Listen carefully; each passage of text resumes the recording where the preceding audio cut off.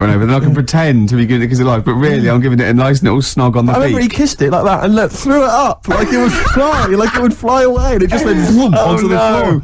Oh, was it dead or? Yeah, it was blood everywhere. It was horrible. Oh no. Yeah. And what's he doing now? He presents Animal Hospital.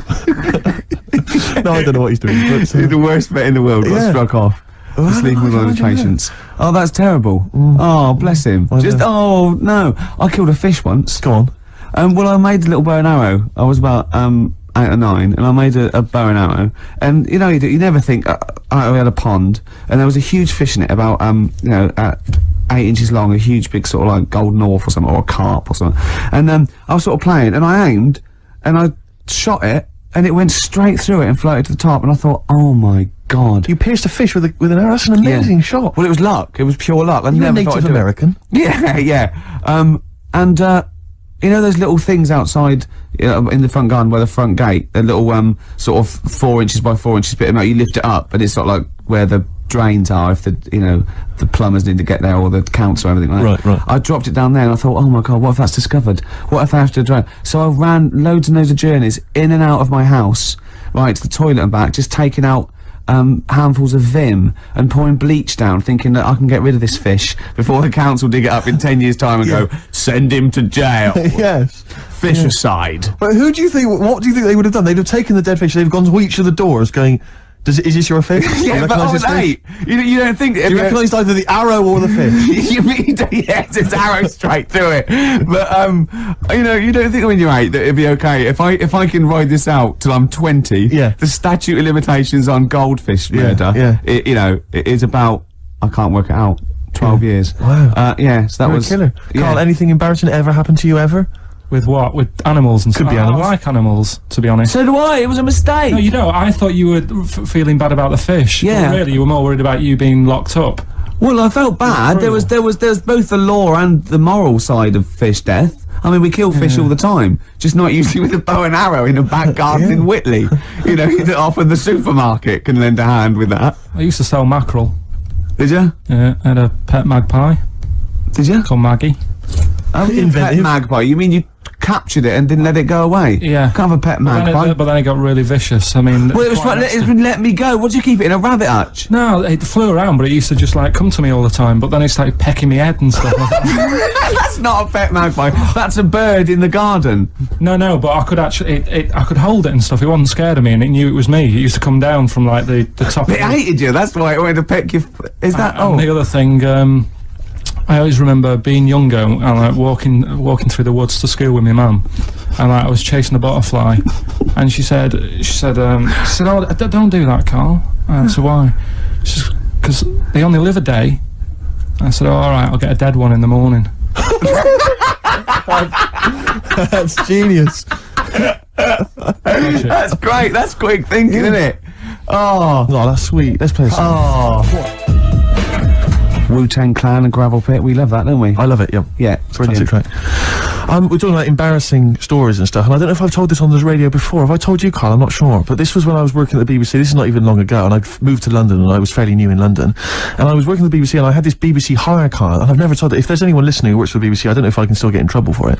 But this BBC hire car, and it was I've been ferrying kind of actors and people and production people around all day in this car. And I was driving back, it was quite late, it was about sort of 7 or 8, and I was driving back, and I pulled in to get some petrol. We had to fill up the car every day. And I went into this garage to fill up some petrol, and I was there, and two blokes came in a white van, right? They sort of pulled into the forecourt, and I was filling up the car, and they went, "Hey, do you want to buy a couple of speakers?" And I said, "Yes, I do." Yeah. Because, to tell you the reason, it was like I was so flattered that they thought I'd be the kind of bloke who would A, need some kind of classy speakers, and B, would like to buy them on the sly. Do you know what I mean? Yeah. I thought, they like the fact... They've seen me. They've seen I look a bit of a hustler. Exactly. Yeah. I'm a street sort of guy. You can see by the way I use my walk. Exactly. Yeah. So I couldn't believe my luck. So they drove behind the garage, the little sort of garage bit at the back, and I went round there, sort of casually went round there, sort of locked the car, went round there. They went, open the back, you had 2 speakers in there. I said, "Are you sure these aren't knocked off, mate?" He went, no. We work for Dixon's. This is a story he spun me. We work for Dixon's, right? And we're delivery men. And if we make a delivery and the person's not there to sign for the goods, then we have to bring them back to the warehouse. But if we can sell them on the way back, then that's really good That for happens a lot. Dixon's. Yeah, Dixon's must love that. And instead of thinking, are you sure some kind of troubleshooter didn't... I mean, did someone go into Dixon's and go, yeah, you're not getting in the garage John forecourt Harvey market? Jones. Exactly. Get a couple of lads in a white van. Exactly. Yeah. So anyway, so I sort of bought this story, and I was a little bit dubious, and I went, right, let me hear them then. And he wired them up to the car stereo, and boom, boom, boom, they're playing. So it was some groovy hip-hop. I was thinking, great, these guys know what I'm into. Yeah. And he's giving me the talk and stuff. And I said, I'm a bit worried these are knocked off. He went, no, listen, we got a bloke at Dixon's who can confirm this is fine, right? Phone him up, use my mobile, right? And quote this reference number, right? So I phone out, they go, dee-dee-dee-dee-dee, and I goes, yeah, I go, hi, some guys here in a garage forecourt trying to sell me some speakers. Just wanted to check. He went, it's fine. I went, should I just read the reference number or whatever? He went, if you want. And X14, and I went, yeah, it's fine. Yeah. Okay. You know that was, don't you? That was actually Mr. Dixon himself. Exactly. Yeah. Exactly. So I'm thinking, well, you know, they sound great. They're giving me for a knockdown price. I'd say they were like 400 quid, they were like 200 quid or something. It was a good bargain. I was in the market for some speakers as well. Yeah. So, while they were loading It's them all kosher. I phoned Dixon. Exactly. I phoned Dixon's, that's fine. Yeah. So while they're loading them in the back of the BBC hire car, right, I'm in there paying for the petrol, right, and the guy serving goes, oh, all right. He goes, what were you doing around the back with those blokes? Right? Because obviously there's security cameras filming this whole transaction, right? And he goes, what are you doing around the back? And I went, brilliantly, there's some old mates. Some of my mates were just having a chat and that. He went, oh, right, okay, like giving me obviously the evil eye. So I went back to the van. So I'm in the car now and I'm driving with one of the blokes who's in the van with me because I didn't have the money on me. So I had to go to the cash point to get the cash, right? So I'm driving with him and the other guy's like following me in the van and he was like a northerner like you and he was giving it all the, all right, yeah, you know. I tell my girlfriend's a DJ, she's got some of these speakers, they're fantastic, da-da-da, and he's giving me this. And then my mind starts working. Now that I've got a bit of time to think, I'm thinking, wait a minute.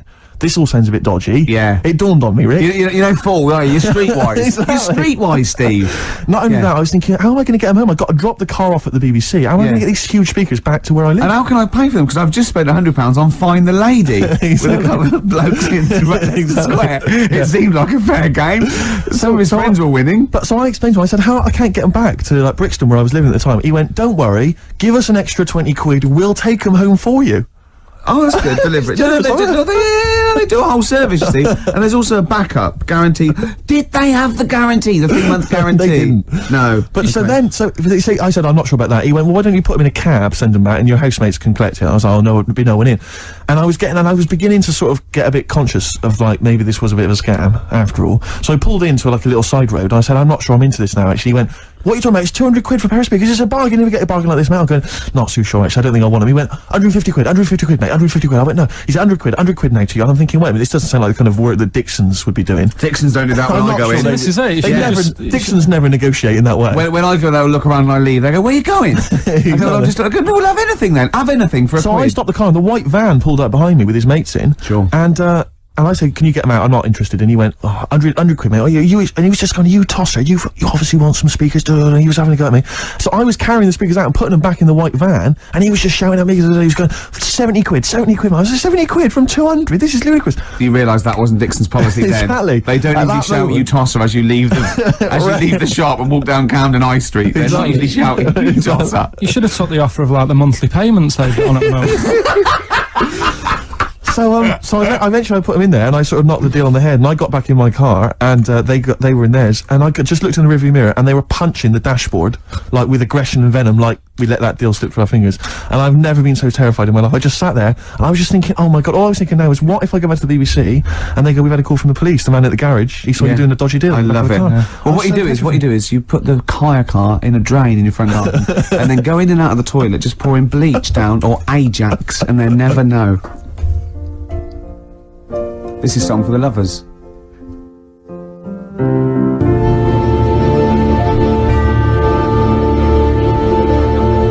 Lovely song there, Song for the Lovers, Absolutely. Neil Young, Man Needs a Made Off the Harvest album. What a beautiful song that is. Beautiful strings and everything.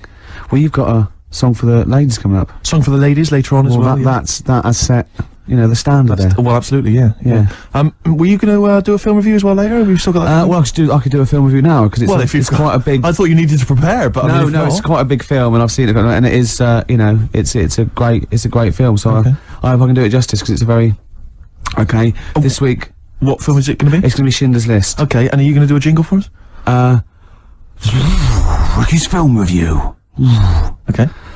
This is a film by Steven Spielberg. Yes. and because it's in olden times, it's all black and white and that, except a coat that's red. I don't know what happened there. Anyway, it's about a bloke who's called Schindler, and because there were so many people he wanted to save, he had to make a list to get organised, and he tried to save as many as he could, and you know, he made him sort of not make the bullets properly on purpose, because he, you know, and in the end they gave him a ring. It's the same bloke who made E.T. Okay, your review of Schindler's List. Yeah. And as ever, mark out of 10, please. 9, it was brilliant. You really enjoyed it? Yeah. Okay, okay. Did the fact that it was 3 hours long bother you? No. No? Quite like No. that? Okay. Watched some of it on fast forward. Okay, okay. Karl, have you seen Schindler's List? No, I'm surprised they managed to get all that in 3 hours. Amazing, isn't it? Would that encourage you to see the film? Definitely. Yeah. Okay, what would you give it a mark out of 10? 9. You'd give it 9 as well? Okay, I'll tell you, That red coat effect thing you're going Yeah. on about, that's Yeah. sold it. You like that, Yeah, do you? yeah. Well, that was just a mistake, apparently. Apparently, yeah, they probably just couldn't get all the colour out of it. As I said before, if you've got a film that you'd like to have reviewed by Ricky Gervais, then email us, ricky.gervais@xfm.co.uk, and I'm sure he can, Or even work his or magic. not just like the people, but what about the ones who make the films? Like, you know, the ones that actually make the film. What are they called? Hollywood. Yes. If they want me to do one for that are coming out to sort of give it a little bit of a boost. Yeah. You saw me give away the tickets, that was selling. Yeah, yeah. So, you know, we can sell your product, and we make it look like it's all editorial, but really, if there's a little bit of money involved, I can probably give it a 9 out of 10 instead of 4 or something. Rick, would you do that without having seen the film? Yeah. That's fine, because they wouldn't. They could just tell you what was coming up, and then If they said this, give us a good review and here's 20 quid. Yeah. If they go, there's no money in it, probably give it a bad Well, let's review. just to be try honest. that. Rick, can I just try that? Because I mean, a lot of people listening won't be necessarily convinced. Lord of the Rings. Let's imagine I've paid you now to review the forthcoming film Lord of the Okay. Rings. What do you make of it? This is a brilliant film. Yep. And even though it's all about wizards and that, and there's people in caves called gonads, with beards, probably Robbie Coltrane's in it, because he's in the other one at the moment. And it's all swords and stuff, and there's some magic, but it is actually the Lord of the Rings, not just like, you know, just one of them. He's the Lord of it, and he's excellent in it. So, Right, mark out of 10. 9. Again, very popular film for you, Karl. Less convinced by that one, maybe. That doesn't sound as good as the other one. Yeah. What are you gonna give it? 7? Still give it 9. You still give it 9. Excellent, because we split it. We split the money. Okay. Excellent. Good. This is Lovely. this is the Eels. Sorry about that. That was a mistake. I know the shit that was, but it was too late to get it out of the CD players. Muse and Feeling Good. What do you think of that? I'm not a fan of Muse, but I wasn't quite as venomous in my hatred Don't of worry, it. we won't play that again. No, well, no, let's explain the situation in the studio. There's a certain frosty air now because What? we ended up playing Muse. Yeah, it was, I you didn't know, wanna it was a play that mistake. Yeah. But it's not that bad. Well, no, it's not as bad as Ricky thinks it. I admit it's not as bad as that, but I'm standing out of it because I'm not a fan of Muse. I wouldn't play Muse generally. Well, I don't mind Muse generally, but I hate that. What, you like Muse normally? I hate Muse. Well, I don't hate them. Says the man who bought the Like Funky Ones album. Well, yeah, but I wouldn't play them on XFM. I know, but Muse fits in. I mean, you're saying you want to play Fits in, so Radiohead. playing a You sound Nina, like doing a Radiohead, Nina it's a new- Simone. Why don't we play Radiohead then? That's what I was saying. You're Let's- playing Radiohead, but Muse is like Radiohead. There's not a big difference. Anyway, we're not going to argue. There is a big difference. Phone in if you. What's the difference between Muse and Radiohead? What's the phone number? What do you mean, what's the difference? Well, yeah, I'll just have a competition. Let's see if people can tell the difference between Muse and Radiohead. Give the number out. Can't be bothered. Nor can I. So it's left to me to keep the thing afloat. Yeah. That's never good news. I went to see the White Stripes this week. Good. If anyone's interested. Anyone interested in that? Go on, Steve. White Stripes are absolutely amazing. I've heard all the hype. You know, I've not listened to the album. I went along to the gig, got a free ticket. Wasn't even £1 off. It was free, £10. I could have sold it outside the gig. I didn't. I went in, right? Couldn't take along a mate. XFM wouldn't let me. I went there on my own. You know, went in there. I have to say, I wasn't expecting much. They were amazing. They were absolutely amazing. I have to say this now. They were the best band I'd seen who I didn't know much about or whatever. Like, they were a new band. They were the best band I'd seen live since I saw a little band you might have heard of called Oasis for £5 at Coventry Poly. Yeah? Well, yeah. It's a long name for a band. And it was amazing, and it's brilliant because it's just the two of them. Obviously, the girl on the drums, the guy playing the guitar. He's got a real kind of rock guitar skill. He really plays it up and down the long neck bit. I mean, I know all about the music and that, the terminology. Yeah. He was amazing. Yeah. Sometimes he plays like kind of steel, with that steel pedal thing on his, not steel pedal, the finger thing, the kind of thimble thing that some guitarists wear. I believe it's called a guitar thimble, I believe is the name for it. And he plays that like old bluesman would play. He plays that sometimes. Bluesman. Sometimes he's got like a little electric keyboard thing, or piano, as I believe some people call it. See, this isn't a review, this is listing the instruments. Well, all right. There's not many to get through, but there's some drums and a guitar. What colour microphones were they? I'm glad you asked. Were they SM58s? Anyway, the point is this. Go on. With just those few simple instruments, they had this huge sound, a big rocky sound, quality, kind of bluesy punk with a little bit of an edge into it. It was amazing. I have to say, I was a huge fan. And so I thought we could play a bit of White Stripes, you know, to sort of commemorate that excellent gig. I saw a band once, right? There was a drummer, had all the drums, big one at the bottom, two of the diddle-drums once, cymbals, they were all mic'd up with different microphones, coming down the loudy speaks. I was at the back, it was still, wow, I can hear everything on that. Electrical, really, and a guitar. And a bass. Can I do a gig review every week, like you do your film review? No, good, yeah. Well, you just did. Well, I'm about as well informed about music as you are about films. Anyway, tell me how do you choose the playlist? Feeder, Just Today. Now, because we're running out of time, because of that Muse shit we had to play, I think I'll say that's my feature. That PlayStation game sounds good, right? Because that's the main music of the PlayStation 2 game Gran Turismo, right? So I could incorporate that. Brilliant. Yeah, and I've still got to get in song for you've got to get in song for the ladies. Yes. At the end. Got anything else lined up? Well, I mean, it's just that I've never seen you spiral into such despair after hearing Muse. I mean, fair enough, is that they're not a great band. Well, obviously, we have to, there's a bit of a playlist we have to keep to, and we drop the records we don't like, right, and play the ones we do, and that's fine. And if I don't care for a track, I don't mention it. I don't usually slag off bands, and I know we got to keep to a playlist. I don't know how they're chosen or anything, but, there's one thing I didn't want to play, it's Feeling Good. Yeah. And it was already lined up, and there was no time, so I was genuinely annoyed, because I don't mind, like, playing stuff that I wouldn't actually choose myself, that's alright, but, we're not completely free played all the time. So the worst thing is I don't want to ever play Feeling Good again. I don't want to ever play Kashin again. Kashin, I don't know what Kashin is. I'm thinking of putting a ban on Gorillaz. Anything you like to ban? Basement Jacks. Basement Jacks. Oh, Where's Your Head At? We already dropped that. Where's Your Head We dropped that on purpose, didn't we? What else have we dropped today? But that's what we saved people from. Do you know what I mean? Like playing 5 songs over and over again just because some record company wants it to be played. I mean, if I'm gonna play things I hate, pay me. You know what I mean? I'm willing to take bribes. Look, I've been sent some chocolates here by the lads out of Carter USM, right? Are they still going? Yeah, they got a gig at the Who's the Daddy Now tour, right? They're playing the Astoria on December the 14th. Oh my God, it's worth going along just to see how few people will be there. Well, see, I wouldn't use play it, but they've sent me chocolates, so there's a plug. It's like, bribe me, not XFM. Yeah. All right, let's get some out of this, Steve. Okay. All right. Yeah, I'm not sure. I'm not sure even I'd sink so low as to be bribed by Carter. I mean, I'm a man who tried to buy dodgy speakers on the street. Steve, it's a Christmas, Father Christmas with some jelly beans. Is that from? Who's that from? That's from the lads. Oh well, it's Who's the Daddy Now tour. Okay. And I've got some chocolate money. Right, lovely. Yeah, some of it French. Got anything there from the Senseless Things? Or the Wonder Stuff? No, but we don't know. They know what they're doing now. Yeah. Carter was alright at the time. Carter was alright. Carter? Yeah. Right. Do you like Carter? Not really, no. It's nonsense. Well, I didn't like him singing about Dagenham all the time, whatever it was. No, what was it? New Cross. Yeah.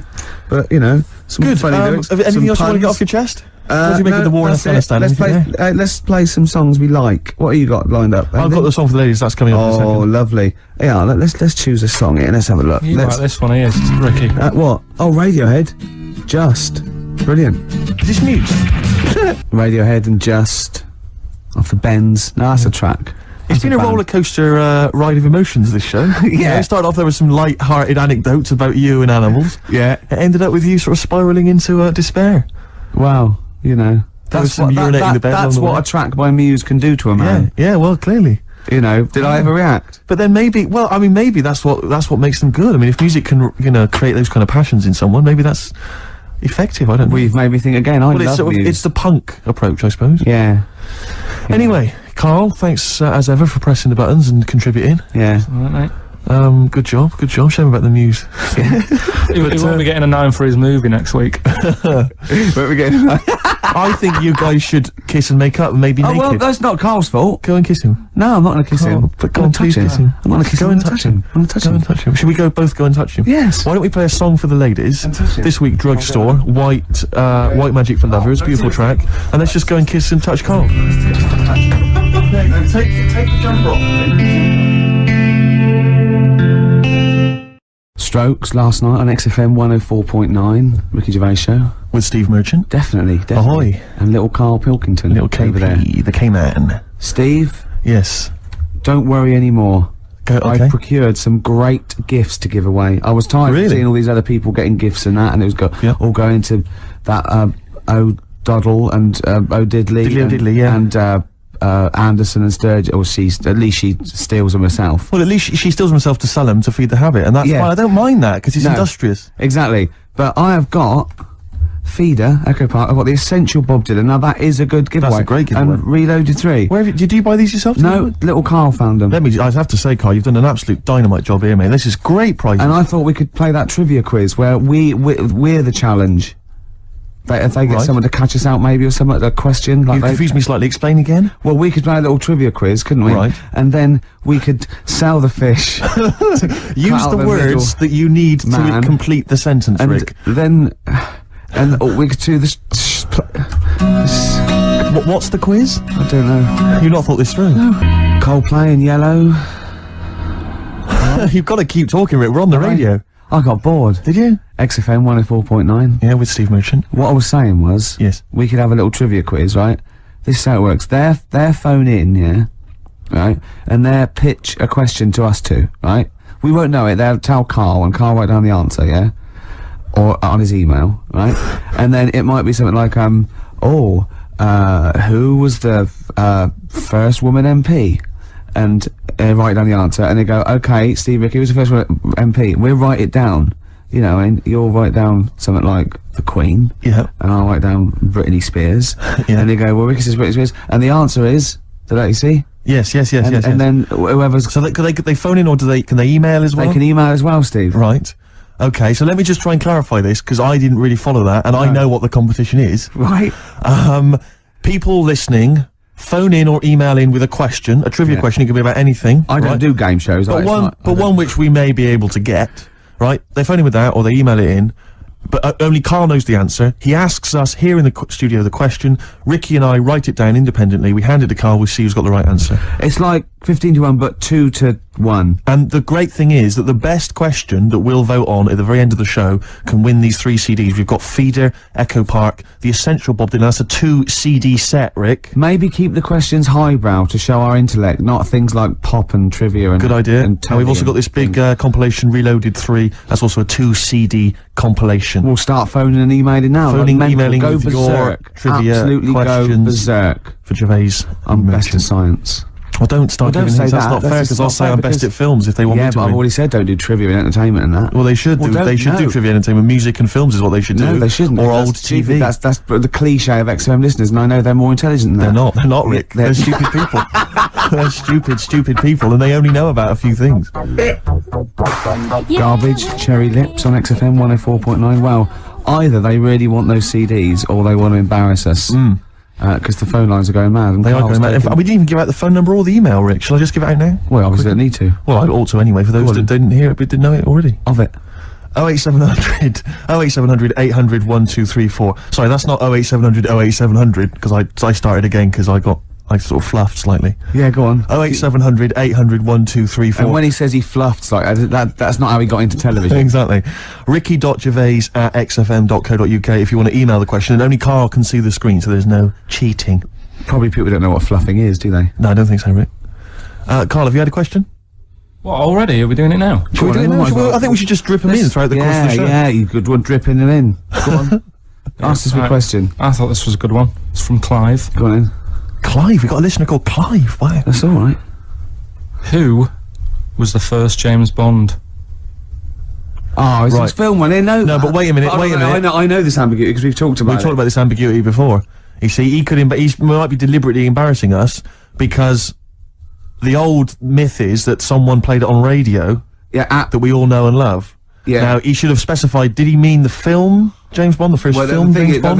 Can I just say, we won't count this one, because the definitive one, I've talked to Glyn about it as well, it's Dr. No was the first one of the team that we... Sean Connery. So Sean Connery's the first screen James Bond. So we agree on that, even if we're both wrong. What did he say it is? I bet he said it was Bob Holness who played him on radio in, like, the 1950s. He didn't say the radio bit, but he said Bob Holness. From Blockbusters. Yeah. And I was drawing a little Blockbuster thing. That's really spooky. That's weird, isn't it? But the thing about that is I'm worried if it might be a myth. It may be a myth. I don't think it is. It's that we can't... 1 point to me, then. No. Yes. No. Well, did you know it? Did you know it? We talked about it. No rubbish. Yeah, but what if we talked about it? Did I say it to you? No, we agreed that it was Sean Connery because it just like we didn't count Casino Royale because you said it wasn't by the same team. And yeah, but that wouldn't have been the first James Bond anyway because that came later in the series. No, Rick. No. Don't play the music. No way. That's clearly a point. You didn't know it was Bob Holness. He meant it was Bob Holness. I knew the answer. 1-0. Well, fun-loving criminals, Scooby snacks. Anyway. It doesn't matter, because we both agreed once in a pub that the right answer is Sean Connery. Yeah, but wait a minute, Rick, the point's not that. The man phoned in with a question, and the answer the man was after was Bob Holness. Oh, okay. And that's the answer I gave. What, the answer I was after was me. But that's nonsense, Rick. He's the question master, the man who phoned in. That's ludicrous. You face the facts. You can't say what number am I thinking of. It's got to be the real answer. No, but I knew the answer he was after. Oh, brilliant. Yes, because that's, even if he's got it wrong, it's such common parlance now that Bob Holness was the first James Bond that I knew the answer. Face the facts. Right, give us another question, Karl. Jeez. Give us another question. God, he's a bad loser, isn't he? I had a good one here, but... You've forgotten it? Or... I sort of scribbled it down. This is brilliant, isn't it? Hang on a minute. We can edit this out, can't we? It's not live, is this? It's only a piler. It's gonna... This is going to look great when it comes out. Go on. Which food... Yeah. Karl, you know making up the question. No, it's just that I sort of took down the important bits. But this is amazing. This is amazing radio. Go on. Which food kind of doesn't make you fat? Jeez. What kind of a question is that? Oh, this is... No, it is proper. I love imagine this on the Weakest Link.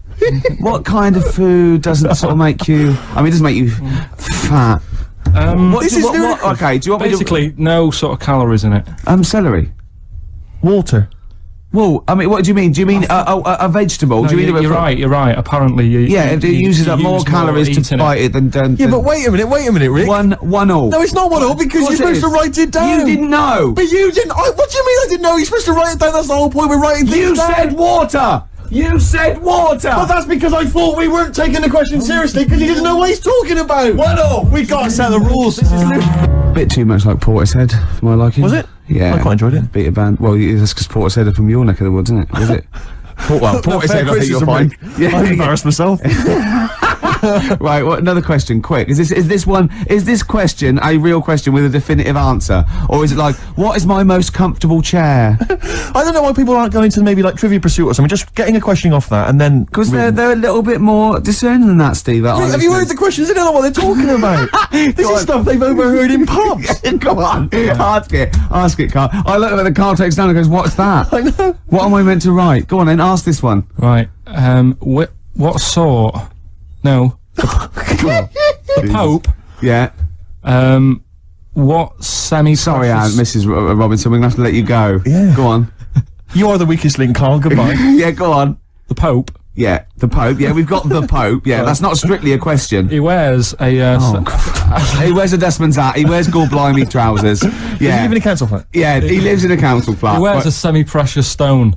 What's the stone? The Pope wears a semi-precious stone. What is the stone? You mean, what is it called? Yeah.